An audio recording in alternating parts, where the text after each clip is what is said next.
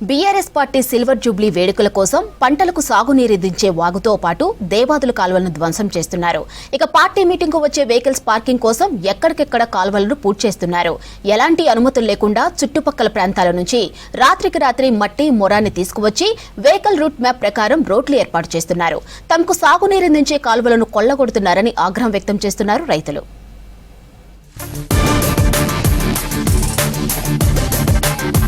BRS party ఏర్పాటై 25 ఏళ్లవుతున్న సందర్భంగా హనుమకొండ జిల్లా ఎల్కతుర్తి మండలం చింతలపల్లిలో రజతోత్సవ మహాసభకు ఏర్పాట్లు చేస్తున్నారు గులాబీ నేతలు. ఈ నెల 27న బహిరంగ సభ జరగనుంది. Medak Elkathurthi NH 763 DG, Warangal Karimnagar NH 563 హైవేలకు సమీపంలో 1213 ఎకరాలు ఏర్పాటు చేస్తున్నారు. అందులో 154 ఎకరాల్లో సభా ప్రాంగణం ఏర్పాటు చేయనుండగా మిగతా 1059 ఎకరాలకు పైగా స్థలంలో పార్కింగ్, భోజనశాలలు, ఇతర సదుపాయాల కల్పన కోసం వినియోగించేలా సభా ప్రాంగణం మ్యాప్ తయారు చేశారు.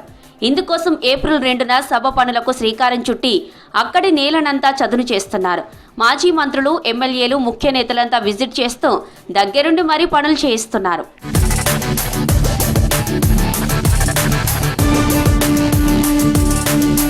బీఆర్ఎస్ బహిరంగ సభకు రాష్ట్ర వ్యాప్తంగా వివిధ జిల్లాల నుంచి 10 లక్షల మందిని తరలించేలా ఏర్పాట్లు చేస్తున్నారు.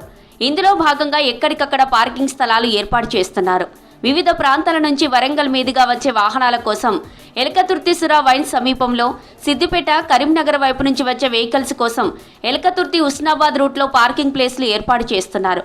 సభా ప్రాంగణానికి ట్రాఫిక్ చిక్కులు లేకుండా చేరుకునేలా ఎక్కడికక్కడ వాహనాలను మళ్లించేలా ప్లాన్ చేస్తున్నారు. హైదరాబాద్, వరంగల్ వైపు నుంచి అనంతసాగర్ మీదుగా వచ్చే వెహికల్స్ పార్కింగ్ ప్లేస్కు చేరుకునేందుకు ఎల్కతుర్తి పెద్దవాగు మీదుగా మట్టి రోడ్డు వేస్తున్నారు. పెద్దవాగును పూర్తి చేసి పార్కింగ్ ప్లేస్కు వెళ్లేలా చదును చేస్తున్నారు.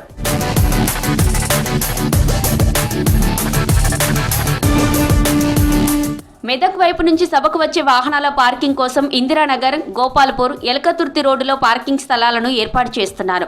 ఇందిరానగర్ నుంచి ఎల్కతుర్తి శివారు భూముల కోసం తవ్విన దేవాదుల 1R, 2RD 6 ఉపకాల్వను 20 చోట్ల మొరంతో పూర్తి చేసి పార్కింగ్ స్థలాలకు దారులు పోస్తున్నారు. దామెర చింతలపల్లి రూట్లోని D3 కాల్వను కూడా మట్టితో క్లోజ్ చేశారు. దామెర సమీపంలో రోడ్డు వెంట ఉన్న చెత్తా చెదారంతో పాటు దారి పక్కన ఉన్న తుమ్మ చెట్లను నరికి డోజర్లతో కాలువలోకి నెట్టారు.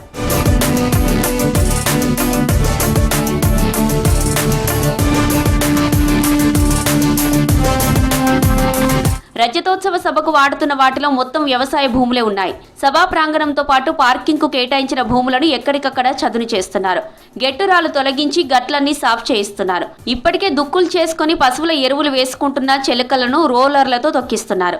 సభా వేదిక దగ్గర కాంక్రీట్ మిక్చర్ తో వేదిక సిద్ధం చేశారు.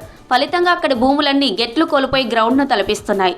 సభ తర్వాత గెట్ల పంచాయతీలు వచ్చే అవకాశం ఉందని స్థానికులు ఆందోళన వ్యక్తం చేస్తున్నారు.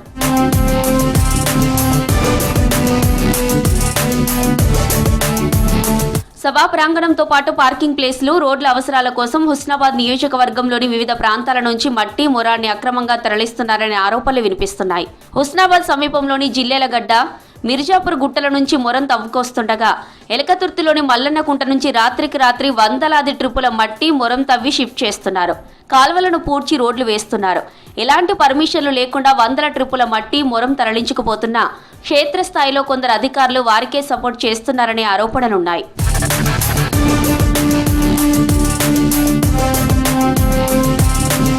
పార్టీ మీటింగ్ కోసం సాగునీరు అందించే కాలువలను పూడ్చడంపై తీవ్ర విమర్శలు వస్తున్నాయి. అధికారులు దీనిపై చర్యలు చేపట్టి సాగునీటికి ఇబ్బందులు రాకుండా చర్యలు తీసుకోవాలని డిమాండ్ చేస్తున్నారు స్థానికులు.